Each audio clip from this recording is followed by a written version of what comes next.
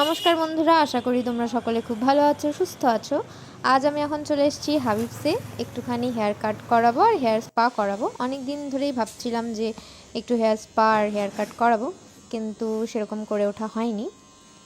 তো চলুন, আমার হেয়ার স্পা স্টার্ট হয়ে গেছে। এখন ক্রিম লাগিয়ে দিয়েছে, এবারে স্টিমটা দিচ্ছে।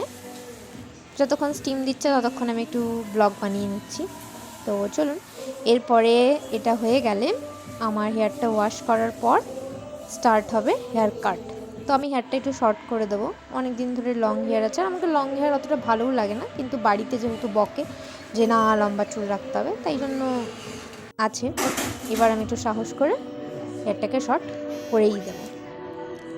তো আমার হেয়ার কাট স্টার্ট হয়ে গেছে, এবার হেয়ারটা সেট করা চলছে। আমাকে ফাইনাল লুকে কেমন লাগছে সেটা অবশ্যই আপনারা কমেন্টে জানাবেন।